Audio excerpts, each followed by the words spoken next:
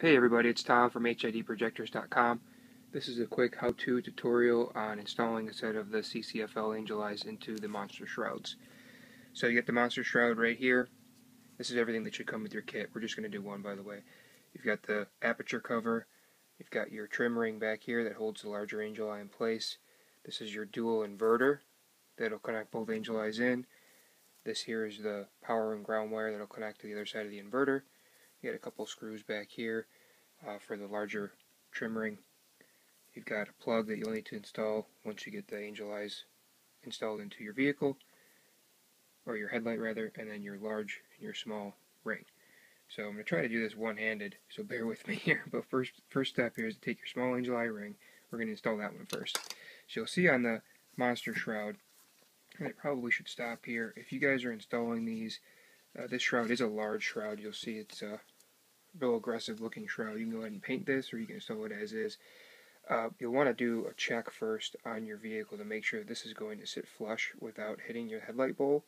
If it does not, like you Xterra guys ask me where to trim, you really don't need to trim much, but quite honestly, if you trim just about a 1/4 inch all the way around, that's going to be your best bet. You're not going to see it once it's mounted in. Just make sure that you don't trim off any of these mounting pegs, because this is where we're going to screw this into the projector once it's finally mounted. So again, just take a little bit off. I find that a cutoff wheel works best, or a Dremel, but you could do this even with a little hacksaw or something. Just take your time. You may want to tape off the section so you don't chip the chrome. Go slow and you'll be fine, and quite honestly a lot of it's going to blend in. You're not going to see the back of it once it's mounted anyways. Alright, so we're going to take our small angel eye. You'll see here you've got some mounting holes. This big hole here is where the wires are going to get fed through, and then these little holes are where the aperture cover will snap into place. Okay? So you're just going to take your wires, feed them through here.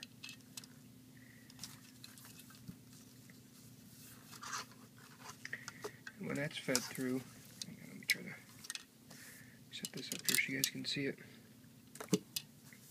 Okay, so you've got it set there. What you'll do then is you'll line up the back of the aperture cover that has these three little holes, or not holes rather, but they're the tabs that'll fit into the holes and line up. And once you've got them lined up, you just simply push down and snap them into place. Okay, so that'll all snap in. You'll need to, actually I could probably do it here, put a little bit of pressure when you snap these suckers in. Be careful that you don't damage the CCFL ring. But all you're going to do is press down. And all three of them will snap right in. So you'll see you'll have a nice tight seal, and on the back you can see where they've actually snapped in. 1, 2, 3. Okay, so flip it over. Next one we're going to do is the big angel eye. You're going to take your trim ring here, and again that one has another hole in it too. You can see right there. We're going to feed those wires through that hole first, and then we're going to move it down and install it. This one you need to be a little more careful on because it's a little more sensitive. So again, let me set this down while I actually do the work here.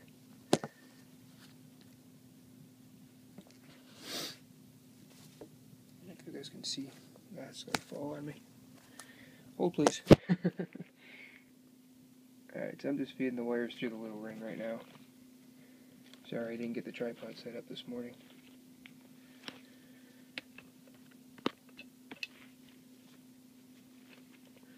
So when you're feeding these through, it should look like this when you're done. Let's see what we got. Okay, so you see I've just kind of lined it up. Holes go through, the wires go through that hole right there. And now what you're going to do is take this, and again it's a tight fit. Line up the bottom of the ring with the bottom to the where the hole is rather.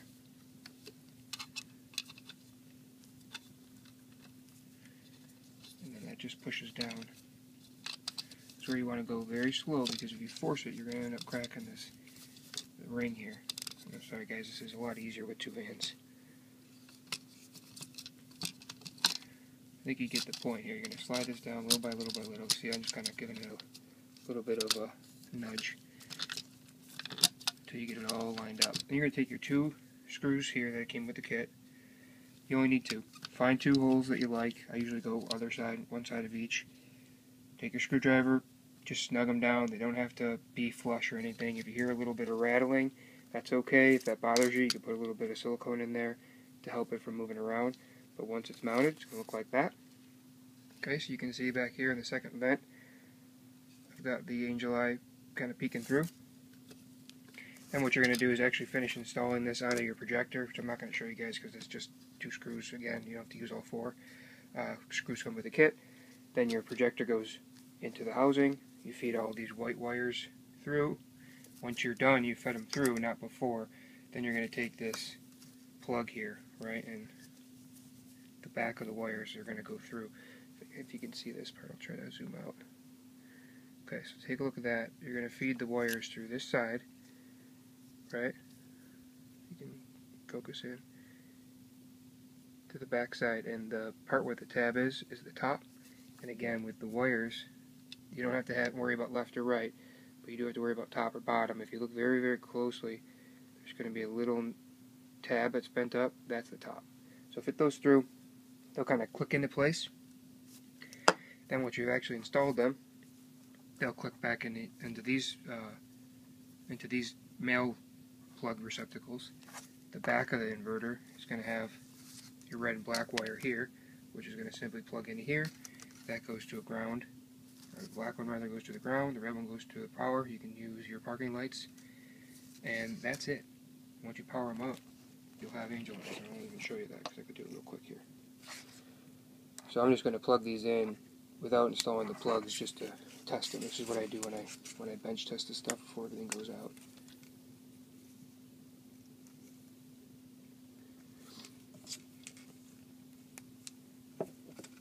So I wouldn't install them this way permanently. This is where you will use the plugs. But for bench testing, this does the job. So I'll hook them up to my box here. And there you go.